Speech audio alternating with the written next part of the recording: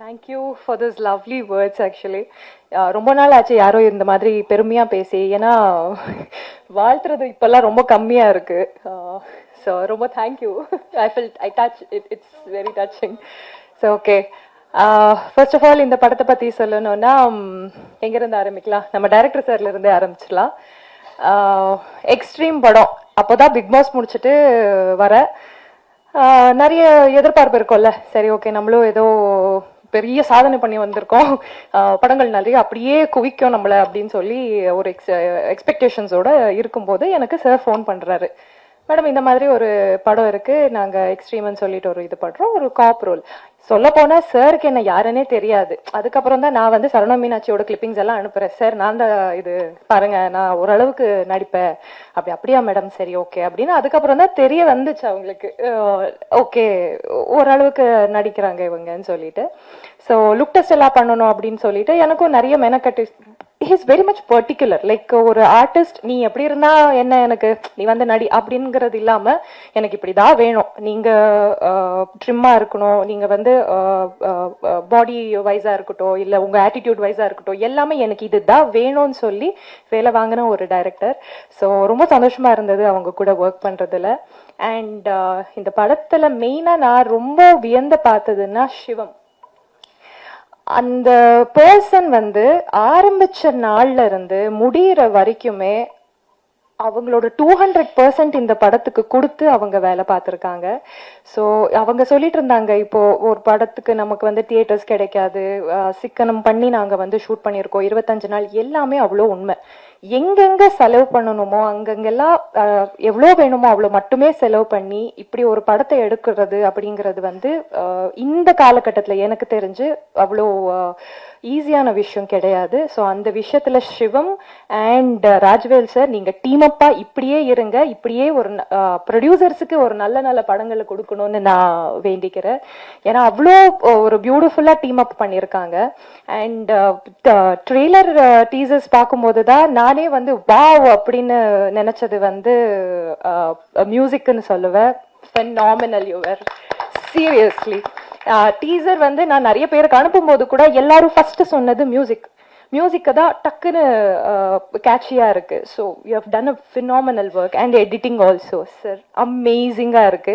சத்தியமா சொல்லணும்னா நான் இந்த படத்துல நடிக்காம இருந்திருந்தாலும் நான் இந்த படத்தை இதே அளவுக்கு நான் வந்து ஃபீல் பண்ணியிருக்க முடியும்னு எனக்கு தோணுது சார். பிகாஸ் இந்த மாதிரி ஒரு எப்படி சொல்றது, இவ்வளோ ப்ரொஃபஷ்னலா இவ்வளோ பேஷனேட்டா ஒரு படத்தை நீங்க எடுத்துட்டு அதை வெளியே கொண்டு வர்றதுக்கு எவ்வளோ கஷ்டப்பட்டுட்டு இருக்காங்க அப்படிங்கிறது வந்து ஒவ்வொரு நாளும் நாங்க கூட இருக்கிறவங்க தான் பார்த்துட்டு இருக்கோம். ஸோ இந்த படம் கண்டிப்பா வெற்றி பெறும் சார், மனமார்ந்து வாழ்த்துறேன். இந்த படம் கண்டிப்பா வெற்றி பெறும். அண்ட் இங்க பார்த்துட்டு இருக்கிற எல்லா மீடியால உட்காந்து நிறைய பேர் பார்ப்பாங்க, நிறைய ப்ரொடியூசர்ஸ் பார்த்துட்டு இருப்பீங்க. ஸோ உங்களுக்கு ஒரு பேஷனேட் டைரக்டர் வேணும், ஒரு பேஷனேட் ஃபிலிம் மேக்கர் வேணும், இந்த மாதிரி கரெக்டா நினைச்சபடி எடுக்கிற மாதிரி ஒரு டைரக்டர் வேணும்னா கண்டிப்பா இங்க இருக்காங்க, பாத்துருங்க. So he'll make it happen. So எனக்கு இந்த படத்துல வாய்ப்பு கொடுத்து வேலை வாங்கி இருக்கிறதுக்கும் நன்றி சார். நிறைய படங்கள்ல நடிக்கலாம். ஐ மீன் we can work more. Thank you so much. And எல்லா மீடியா நண்பர்களுக்கும் ரொம்ப நன்றி. இந்த படத்தை பத்தி நிறைய நீங்க தான் சொல்லணும். பிகாஸ் இப்போ வந்துட்டு இருக்கிற படங்கள் வந்து நல்லா இல்ல, பெரிய பெரிய பட்ஜெட் படம் வருது, நல்லா இல்லைன்னு சொல்லி ஃபீல் பண்றதை விட இந்த மாதிரி ஒரு சூப்பரான ஒரு படத்தை பார்த்துட்டு நீங்க சாட்டிஸ்பாக்சனோட போலாம். ஸோ இந்த மாதிரி படத்துக்கு நீங்க வந்து சப்போர்ட் பண்ணுங்க. தேங்க்யூ. எல்லாருக்கும் வணக்கம். நான் அபிநக்ஷத்ரா, உங்க எல்லாருக்கும் தெரிஞ்சிருக்கும். ஃபர்ஸ்ட் ரொம்ப நன்றி இங்க எல்லாரும் வந்ததுக்கு. ஃபர்ஸ்ட் ப்ரொடியூசர் சாருக்கு தூவலுக்காக பெரிய congratulations to you. And director sir பத்தி கண்டிப்பா சொல்லணும். ஏன்னா இந்த ஸ்டோரி ஃபர்ஸ்ட் சொல்லும் போதே இது ஒரு நார்மல் கண்டென்ட் தானே அப்படிங்கிற மாதிரி இருந்தது. பட் இதுல வந்து எவ்வளவு பெரிய விஷயம் இருக்குங்கிறத இந்த படத்துல ரொம்ப சிறப்பாவே காட்டியிருக்காரு. ஸோ நீங்க எல்லாரும் படம் பார்த்தா கண்டிப்பா உங்களுக்கே தெரியும். ஸோ ட்ரெய்லர் பார்த்துப்பீங்க, அதுலேயே ஆர்வம் அதிகமா இருந்தது. ஏன்னா நானே ஃபர்ஸ்ட் டைம் பார்த்தேன். ஸோ அதனால எனக்கே ரொம்ப பிடிச்சிருந்தது. ஸோ கண்டிப்பா உங்களோட சப்போர்ட் அண்ட் லவ் எப்பவும் போல எங்களுக்கு கொடுப்பீங்கன்னு எனக்கு நம்பிக்கை இருக்கு. Thank you so much. கழிச்சு என்ன ரொம்ப டீசெண்டா அறிமுகப்படுத்தின உங்களுக்கு என்னுடைய மனமார்ந்த நன்றி. மற்றவங்க எல்லாம் வம்புகளுக்கு இருக்குன்னு என்ன கூப்பிடுவாங்கம்மா. பாருங்க ரெடியா இருக்காங்க என் சகோதரர்கள். ஏதாச்சும் பேசுங்க, ஏதாச்சும். என்னங்க பேசுறது? எக்ஸ்ட்ரீமா ஒரு விஷயம் போயிட்டு இருக்கு, அதை பத்தி தான் பேச முடியும். ஒரு மிகச் சிறப்பான திரைப்படங்கள். கொஞ்ச நாளா நான் வர்ற ஆடியோ ரிலீஸ் ஃபங்க்ஷன் எல்லாம் ரொம்ப நல்லா இருக்கு. எல்லா படங்களுமே சிறப்பா எடுக்கிறாங்க. இந்த படத்தை பத்தி எந்த ஒரு முன்னோட்டமும் எந்த ஒரு விஷயமும் தெரியாம நான் வந்து திடீர்னு இந்த விழாவில் கடந்துக்கும் போதுதான் நம்ம மிஸ் பண்ண விஷயமெல்லாம் இங்க செய்யறாங்களே அப்படின்றத பார்த்து நான் ரொம்ப சந்தோஷமா இருக்கேன். எனக்கு டைட்டிலே நல்லா தான் இருக்கு, எக்ஸ்ட்ரீம். அது எக்ஸ் நடுவில் போட்டு ஸ்ட்ரீம் சென்டரில் போட்டு எக்ஸ்ட்ரீமா நடக்கிற ஒரு விஷயத்தை அதை எப்படி எக்ஸ்ட்ரீமா டீல் பண்ணி அதை கம்யூனிகேட் பண்றாங்கன்றது தான் கதைன்னு நினைக்கிறேன். இந்த கதை என்னன்னு எல்லாத்துக்கும் தெரிஞ்சிருக்கும். அதை பற்றி நான் சொல்ல விரும்பல. ஏதோ ஒரு கும்பலுடைய அட்டகாசம், அதை கண்டுபிடிக்கிற ஒரு போலீஸு. இந்த மேடையை வந்து அலங்கரித்து கொண்டிருக்கிறேன் எங்கள் பிரியத்துக்குரிய அண்ணன்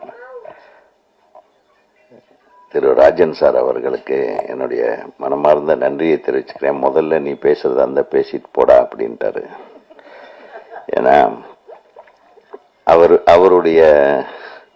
அவருடைய வயதுக்கும் அவருடைய அனுபவத்திற்கும் அவர் ரொம்ப தூரத்துல இருந்து வர்றாரு.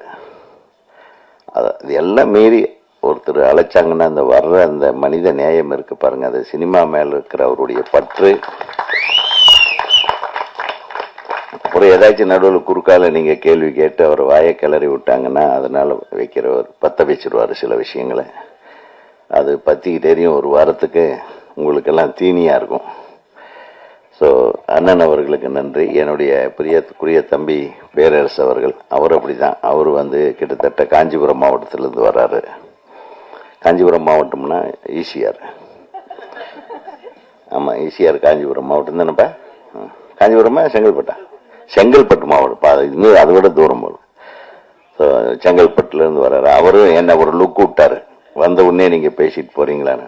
ஆனா இன்னைக்கு உண்மையாலுமே நான் 8 மணிக்கு ஒரு இடத்துல இருக்கணும், அதுக்காகத்தான் சொல்றேன். அப்புறம் இந்த தயாரிப்பாளர் ரொம்ப நல்ல நல்ல லட்சணமான ஃபேஸ். இந்த விஜயகாந்த், ரஜினிகாந்த் சார் இந்த வரிசையில அவர் ஒரு நல்ல சிறப்பான இடத்தை பிடிக்க, நடிகராகவும் பிடிக்க எனது திரைப்பட இயக்குநர்கள் சங்கத்தின் சார்பாக உங்களுக்கு வாழ்த்துக்களை தெரிவிச்சுக்கிறேன். ஏன்னா நீங்க நல்லா தான் பண்ணியிருந்தீங்க. அந்த குழந்தைய எடுத்து அந்த பாசத்தோட அள்ளி அணைச்சிக்கிட்டு அதை அப்படியே தூக்கிட்டு அந்த பாட்டிலேயே நீங்க வெளிப்படுத்திருந்த உங்க முகபாவனைகள் எல்லாம் மிக சிறப்பாக இருந்தது. அதனால நீங்க ஒன்றும் தைரியமா இருக்கலாம், தைரியமா நிறைய படங்கள் பண்ணலாம். எங்க இயக்குனர் சங்கத்துல நிறைய இயக்குனர்கள் தம்பி மாதிரி இருக்காங்க. நீங்க ரெடின்னு சொல்லுங்க, ஒரு 10 பேரை அனுப்பி விடுறேன். நல்ல கதைகள் வச்சிருக்காங்க, அவங்களுக்கு எல்லாம் வாழ்க்கை கொடுங்க. ஏன்னா சென்டிமெண்டா அந்த சீகர் என்ற வார்த்தைக்கு பொருள் என்ன பாத்தீங்களா? அந்த வின்னர் கூட நிறைய பேர் பயணிக்கணும்னு ஆசைப்படுறேன். அந்த பயணத்துல இப்போ மிக சிறப்பாக துவங்கி இருக்கிற, நான் மிகவும் ரசிக்கிற ஒரு நடிகைன்னு சொன்னா அது ரக்ஷிதா. நான் உங்களோட ரசிகன் உண்மையிலுமே. அப்படிவா?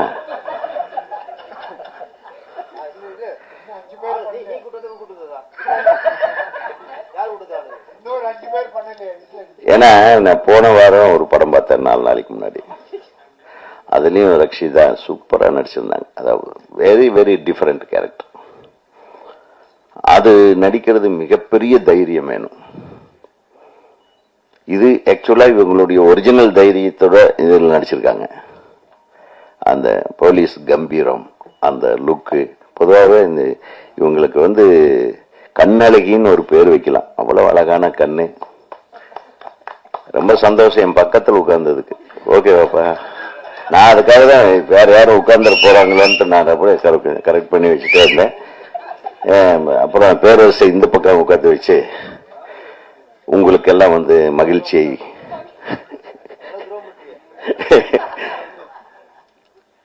அப்புறம் அபி நக்ஷத்ரா, ரொம்ப கியூட் கேர்ள்.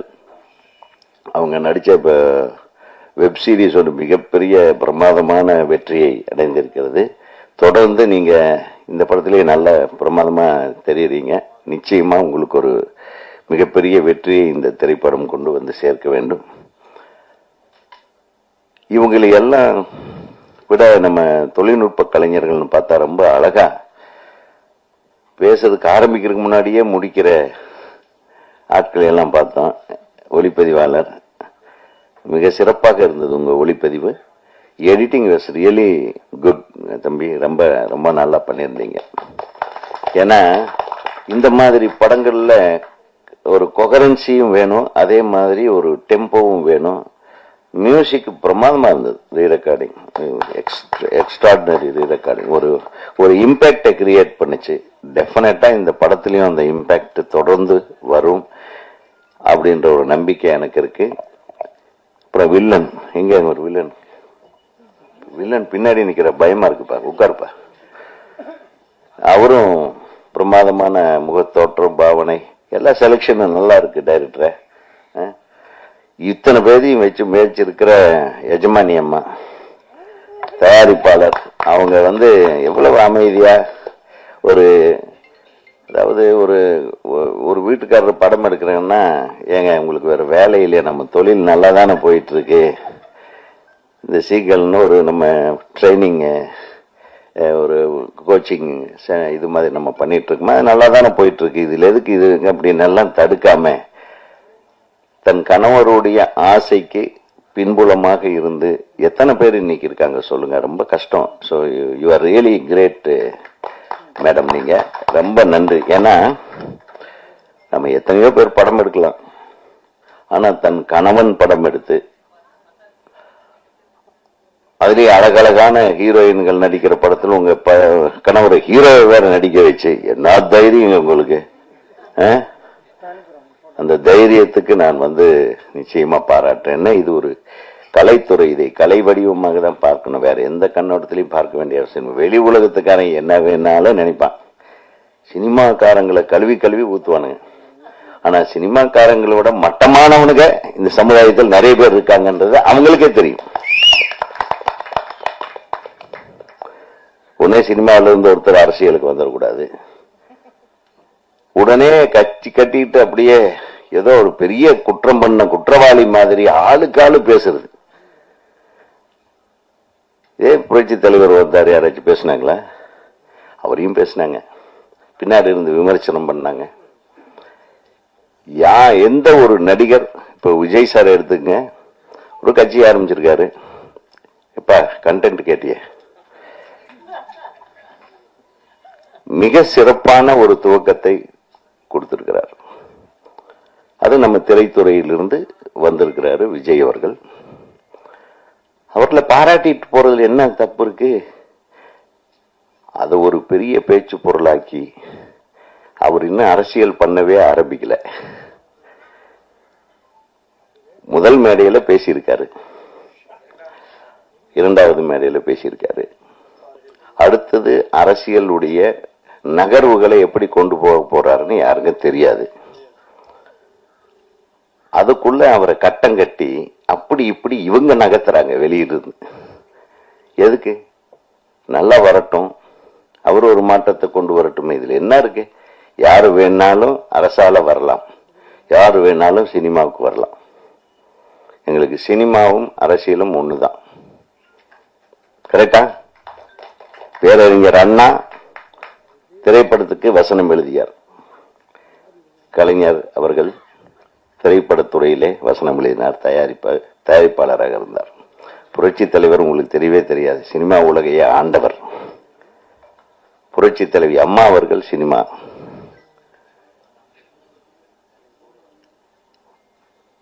இன்றைய முதல்வர் சினிமா துறையிலிருந்து வந்தாரு, இன்றைய துணை முதல்வர் சினிமா துறையில் இருக்காரு. சினிமா துறையிலிருந்து தாங்க நம்ம தமிழ்நாட்டுக்கு முதல்வர்கள் உருவாகிறார்கள். இதுல எந்த விதத்திலையும் சந்தேகம் இல்லை. வரட்டுமே, உருவாகட்டுமே. அது என்ன வர்றதுக்கு முன்னாடியே 1008 பிரச்சனை பண்ணி ஒருத்தர் குழப்புறதுக்குன்னே எல்லாம் ரெடியா இருக்கிறாங்க. எப்படி ஒரு சினிமா ரிலீஸ் ஆகி ஃபர்ஸ்ட் ஷோவிலேயே எல்லாத்தையும் குழப்புறாங்களே, அந்த மாதிரி இதையும் குழப்ப நினைக்காதீங்க. ஆக ஒரு சிறப்பான சினிமாவை எடுக்க வந்த சீகல் நிறுவனத்தோட தலைவர் அவர்களை நான் வாழ்த்த கடமைப்பட்டிருக்கிறேன். அவருடைய துணைவியார் அவர்களையும் வாழ்த்த கடமைப்பட்டிருக்கிறேன். இந்த திரைப்படத்தில் மிகச் சிறப்பான பங்கு, அதாவது இந்த வாரமே நமக்கு ரக்ஷிதா வாரம் அப்படின்னு கொண்டாடலாம் போல்.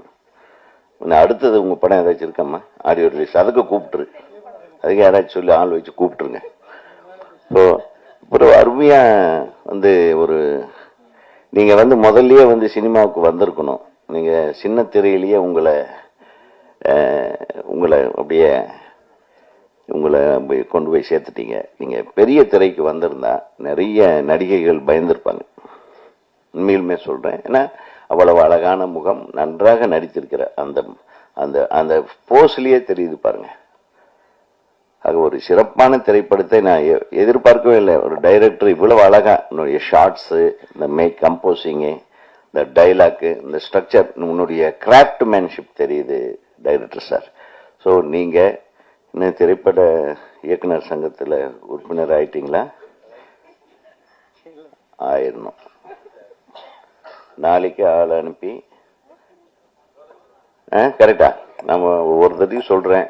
சங்கத்தில் சேர்ந்துட்டீங்கன்னா சங்கம் ஏதாச்சும் ஒரு பிரச்சனைன்னா உங்களுக்கு நிற்கும், இல்லைன்னா கஷ்டமாயிடும். அதனால அவரையும் நடிகர் சங்கத்தில் உறுப்பினர் ஆக்கிருங்க, நீங்க இயக்குனர் சங்கத்தில் உறுப்பினர் ஆக்கிருங்க. அடுத்து தொடர்ந்து இந்த சிறிய திரைப்படங்கள்லாம் இந்த வருடம் மிகப்பெரிய வெற்றிகளை கண்டிருக்கிறது. நீங்க எதோ பயப்படவே வேண்டாம். பெரிய பெரிய மெகா பட்ஜெட் படங்களை விட குறைந்த செலவில் எடுக்கக்கூடிய திரைப்படங்கள் எல்லாம் வெற்றி படங்களாக ஆயிருக்குன்னா நம்ம ரசிகர்கள் எவ்வளவு அழகான ரசிகர்கள், நல்லதை ரசிக்கக்கூடிய ஒரு ஒரு அமைப்பான ரசிகர்கள் இருக்கிறார்கள் என்பதை மட்டும் தெரிந்து கொள்ள வேண்டும். அதாவது நல்ல படங்கள், நீங்க சொன்னீங்க இந்த கண்டென்ட் ஒன்று இருக்குன்னு சொல்லிட்டு, அந்த கண்டென்ட் நிச்சயமா ஜனங்களுக்கு ரீச் ஆகும். ஏன்னா அந்த அளவுக்கு இந்த படத்துல எனக்கு என்னமோ தோணும், இந்த படம் ஒரு பெரிய ஹிட் ஆகும், எல்லாரும் பரபரப்பா பேச வைக்கக்கூடிய ஒரு படமா இது மாறும்னு எனக்கு தோணுது. அது தோன்றதை சொல்றேன். இறைவன் அருளால் இந்த திரைப்பட தயாரிப்பாளர்களும் தொழில்நுட்ப கலைஞர்களும் இதில் நடித்திருக்கிற அனைத்து நடிகர் நடிகைகளும் நிச்சயமாக வெற்றி பெற வேண்டும். உங்கள் பாராட்டுகளை பெற வேண்டும். எங்கள் சகோதரர்கள் நல்ல விஷயத்தை வேகமா கொண்டு போய் சேர்த்துருவாங்க. நம்ம நண்பர்கள் இல்லாத சில ஊடகங்கள் தப்பா கொண்டு போய் சேர்ப்பாங்க, அது வேற விஷயம். அதை பத்தி எல்லாம் கவலைப்படாதீங்க. ஸோ நம்ம நண்பர்கள் நிச்சயமாக உங்களை வாழ்க வாழ்க என்று வாழ வைக்கத்தான் அவர்கள் இங்கே வந்திருக்கிறார்கள். ஆகவே அவர்களுக்கும் எனக்கு நன்றி செலுத்திக் கொண்டு என்னுடைய உரையை முடிக்கிறேன். வாழ்க, வெல்க எக்ஸ்ட்ரீம். அன்பிற்கும் மரியாதைக்கும் உரிய தயாரிப்பாளர் திருமதி ராஜ்குமார் அவர்களே, அவருடைய மனைவியார் அவர்களே, இந்த படத்தின் இயக்குனர் ராஜவேலு கிருஷ்ணன் அவர்களே, என் அருமை சகோதரர் மிகச்சிறந்த இயக்குனர் பேரரசு அவர்களே, மற்றும் இங்கே வாழ்த்தி என்னுடைய அருமை தம்பி இயக்குனர் ராஜ்குமார் அவர்களே, இந்த சிவம் எங்க தாடிக்கார சிவம் சினிமாவில நாடியை பிடிச்சு காட்டிங்க. இப்படிதான் இருக்கணும். இதைத்தான் வலியுறுத்திட்டு வரேன். 15 வருஷமா இதைத்தான் வலியுறுத்தி வர்றேன். திட்டமிடல், சிக்கனம். சினிமாவில் எவ்வளவு சிக்கனம் படுத்தணும். நான் இந்த சால்வ போட்டுக்க மாட்டேன்ட்டேன். அது கூட வேஸ்ட். ஏன்னா தயாரிப்பாளர் பணம் போட்டுட்டா எடுக்கிறது பெரிய கஷ்டமா இருக்கு, திரும்பி வர்றதே இல்லை. நூற்றுக்கணக்கான தயாரிப்பாளர் காணாம போயிட்டாங்க. வலசவாக்கம், சாலி கிராமம், காபிஸ பாருங்க. போன வருஷம் படம் எடுத்த யாராவது இப்ப இருக்காங்க பாருங்க. ஏறக்குறைய இந்த 2-3 வருஷத்துல ஒரு 300 படம் கிட்ட எடுத்தவங்களே காணோம். ஆனா தம்பி சொன்ன மாதிரி திட்டமிட்டு வீண் செலவுகள் செய்யாம தேவையான அவசியமான செலவு செய்யணும். சினிமாவுக்குன்னு சில அவசிய உயிர் பிரச்சனைகள் இருக்கு, அது வேணும். அதாவது 25 நாள்ல படத்தை முடிச்சேன்னாங்க, மிகப்பெரிய விஷயம். 40 நாள் போறதெல்லாம் வேஸ்ட். நான் உதாரணத்துக்கு சொல்றதா, ராமநாராயணன், பசி துரை 28 நாள் 25 நாள் தான் படம் எடுப்பாங்க, 100 நாள் போடும். ராமநாராயணன் படம் 25 நாள்ல ஷூட் பண்ண படங்கள்லாம் 70-80 படம் 100 நாள் ஓடி இருக்கு. அதனால் நாள் முக்கியம் இல்லை, திட்டமிட்டு செலவினங்களை குறைத்து தேவையான செலவு செஞ்சு நடிகர்கள், தொழில்நுட்ப கலைஞர்கள் அத்தனை பேரும் அற்புதமா பாராட்டின உட்காரு, அத்தனை பேரும் நன்றி உணர்வோடு பாராட்டினார். அந்த டீம் முடியும் போது அந்த மனசுல வாழ்த்து வரணும். மகிழ்ச்சியா எனக்கு இவ்வளவு உதவி பண்ணாங்க எல்லாரும், என் சகோதரர்கள். ஏன்னா இது ஒரு கூட்டு முயற்சி தான் சினிமா, தனிப்பட்ட யாருடைய முயற்சியும் அல்ல, வெற்றியும் அல்ல. இப்பெல்லாம் கதாநாயகர்களுக்காக கொண்டாடிட்டு இருக்காங்க. கதாநாயகர்கள் வெற்றியே கிடையாது, ஒரு இயக்குனர் தான் வெற்றி. இயக்குனர் மனசு வச்சாதான் கதாநாயகனே உருவாக முடியும். ஒரு இயக்குனர் மனசு வச்சா கதாநாயகன் க்ளோஸ் பண்ணிடலாம். அதுல இந்த தம்பி, இந்த படம் ட்ரெய்லர் பார்த்தோம், ஒரு இது ஒண்ணு சின்ன பட்ஜெட் மாதிரி இல்லை, நிறைவா இருந்தது, மனம் நிறைவா இருந்தது. இப்படி நாங்க ரொம்ப, நானும் பேரரசு உதயகுமார் எல்லாம் நிறைய கலந்துக்கிறோம். இப்படி சில படங்கள் தான் அரிதாக, அதாவது மனம் விட்டு வாழ்த்துதல் ஒண்ணு, ஆத்மார்த்தமா வாழ்த்துறது ஒண்ணு. இந்த படம் ஆத்மார்த்தமா வாழ்த்த வச்சிருச்சு. கேமரா, பியூட்டிஃபுல் கேமரா, மியூசிக், ரே ரெக்கார்டிங், பிரமாதம், எடிட்டிங், மொத்தத்தில் டைரக்டர் எல்லாரையும் வேலை வாங்கியிருக்காரு. இந்த தூவல்னு ஒரு படம் சொன்னார், இப்ப நல்லா போயிட்டு இருக்கு, பிஎன்சியில போகுது, சரி ஏ சென்டர் தியேட்டர் கிடைக்கலன்றாங்க, அது ஒரு கேவலம் இந்த நாட்டில். டப்பிங் படம் புஷ்பான்னு ஒரு படமா, அதுக்கு ஒரு 500 தியேட்டர் கொடுக்குறாங்க. என்ன தமிழ் படம் எதுக்காக எடுக்கிறோம்? எத்தனை புஷ்பாக்கள் வந்து உங்களை காப்பாத்திரும்? தமிழ் படங்களுக்கு முக்கியத்துவம் கொடுங்க. நான் 2 வருஷத்தை வற்புறுத்த உண்டு, வலியுறுத்துவது உண்டு. ஒன்று, தமிழ்நாட்டில் தயாரிக்கப்படுகிற கைத்தறி கதர் ஆடைகளை அணியுவீங்கள், அதோட நம்முடைய நெசவாளிகளின் குடும்பங்கள் வாழ பயன்படும். இதை நான் போட்டுக்காத காரணம், இது ராஜஸ்தான் சூரத்தில் தயாரிக்கிற ஒரு ஜீனி தான். சினிமாவில் நிறைய ஜிகினாக்கள் இருக்காங்க, ஷோ காட்டுறவங்க நிறைய இருக்கான். அந்த ஷோ எல்லாம் நமக்கு வேண்டாம், ஒரு சால்வை பூச்செண்டெல்லாம் வேண்டாம். சிம்பிளா ஒரு கதர் ஆடை, கைத்தறி ஆடை, அது அணிவிங்க, அது தமிழ்நாட்டுக்குரியது. கிடைக்காத போது நம்ம வேற மாநிலம் போலாம். அதே போல சிறப்பாக நடித்த நம் நடிகைகள் பிரமாதம் பண்ணியிருக்காங்க. தமிழ், இதுல என்ன பிடிச்சதுன்னா தமிழ் நடிகைகள். முதல்ல தமிழ் நடிகர் நடிகை தேடுவோம். கிடைக்காத பட்சத்தில் நமது சகோதர நாடான ஆந்திரா, கர்நாடகா, கேரளா கிடைச்சா பார்ப்போம். இதுலயும் கிடைக்கலன்னா அப்புறம் அந்த இந்திக்கு போங்க. இந்திக்கு போனா அங்கிருந்து அதுக்கு ஒரு செலவு, 3 ஸ்டார் ஹோட்டலு, அதுவே பாதி படத்தை விழுங்கிடும். அதனால நம்முடைய தமிழ்நாட்டில் உள்ள நடிகர்கள், டெக்னீஷியன்ஸ் முதல்ல அவங்களுக்கு வாய்ப்பு. படிக்கும் போது கதையில தானே இந்த இடத்துக்கு வரணுன்றது என் ட்ரீம். அப்ப இருந்து படிப்படியாக தான் வந்திருக்கேன் இந்த இடத்துக்கு வரும்போது. எங்களை மாதிரி ஆளுங்க தான் வந்து டைரக்டர் ஆகிறது பெரிய விஷயம். அதுக்கு முதல் அடித்தளம் கொடுத்தாரு என் அண்ணன் தாமு சார். அதாவது எனக்கு கிடைச்ச 2 ப்ரொடியூசர் மாதிரி மற்றவங்களுக்கு கிடைப்பாங்களான்னு எனக்கு தெரியாது. நான் பார்த்த கடவுள் ஃபர்ஸ்ட், செகண்ட் ராஜ்குமார் சார். எதுக்காக சொல்றேன் அப்படின்னா,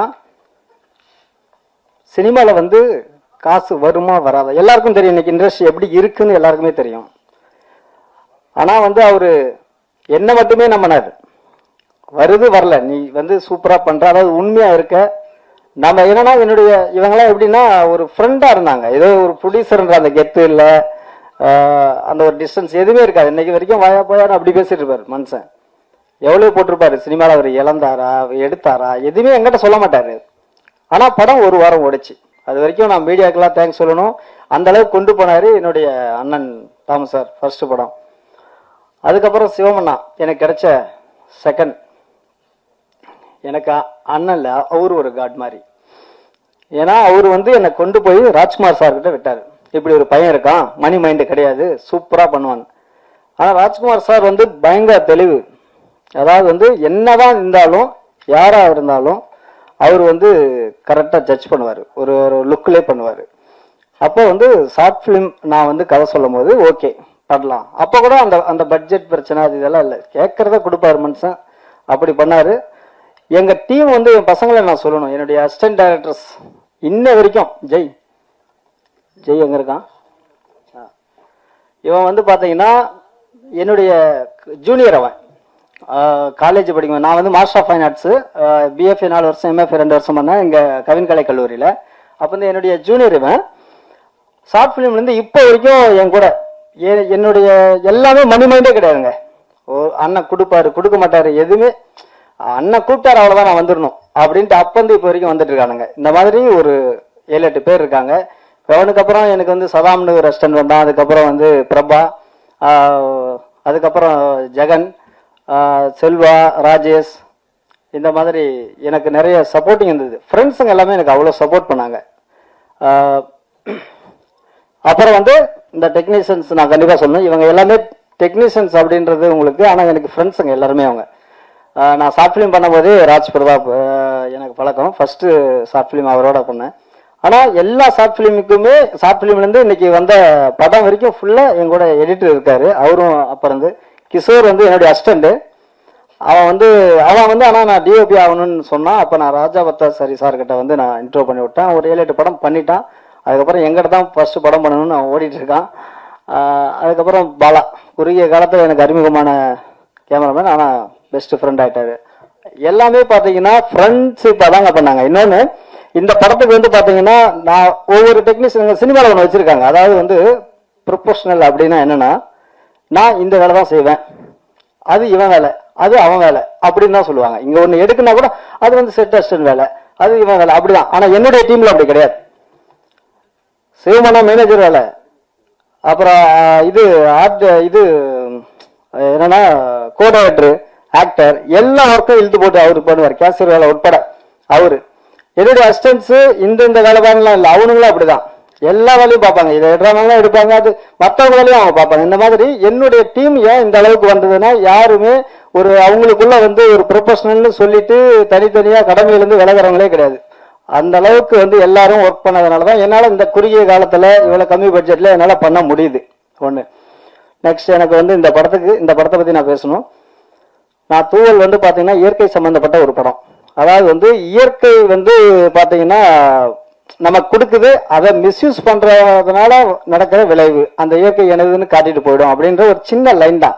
அந்த ஏரியாவில் வந்து எங்களுக்கு புதுசாக தெரிஞ்சதுனால அது டிஃப்ரெண்ட்டாக இருக்குது அப்படின்ட்டு நான் எடுக்கலாம்னு சொல்லும் போது சார் அதையும், அதாவது கதையே கேட்கல, நான் ஏற்கனவே சொன்னதான், கதையே கேட்கல, என்னை நம்பி பண்ணார். இப்போ அந்த படம் வந்து பார்த்தீங்கன்னா இங்கே வந்து தேட்டர் கொடுக்கல, ஆனால் வந்து பி சைடு சி சைடுலாம் தேட்டரு வந்து இன்க்ரீஸ் ஆகிடுச்சு. அது எங்களுக்கு ரொம்ப சந்தோஷம். அதான் நான் இங்கே பகிர்ந்துக்கணும்.